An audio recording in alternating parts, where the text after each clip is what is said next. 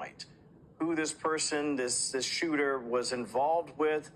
Does that matter at all as we look at the investigation in terms of the community? Lawrence, and I think even Rachel mentioned earlier, Discord communities. How do you unpack that when people say, oh, it shouldn't matter?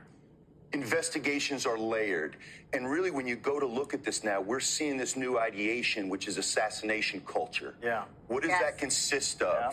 Starts out with a grievance. These are all grievance collectors, whether it's a mass shooter, a terrorist, or a political assassin.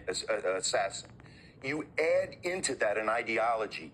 My ideology is superior to yours. You're an existential threat. You're going to stop the next election. You're against my family unit.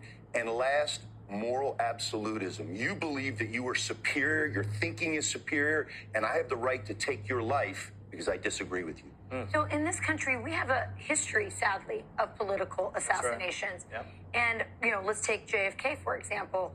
People had a lot of ideas and theories about what would have what happened. And was that killer or shooter, he was obviously a disturbed person, but who was actually behind animating and using that disturbed person to actually, kill our president? So do we know anything about that? And do you feel like our government can be trusted to dig that deep?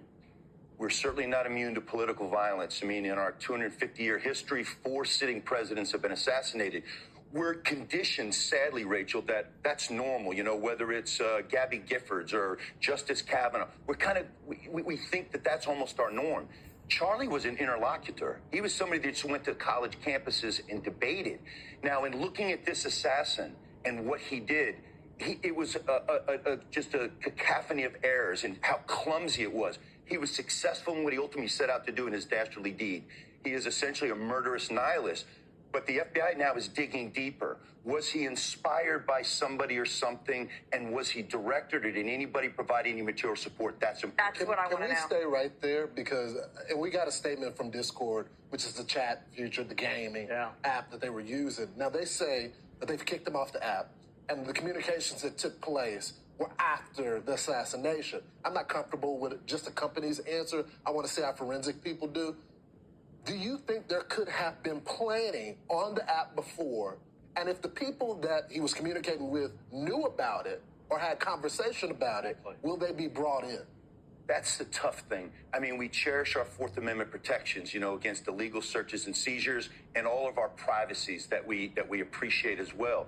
This is tough. Remember 2015 San Bernardino and at the time FBI Director Comey trying to get into an Apple phone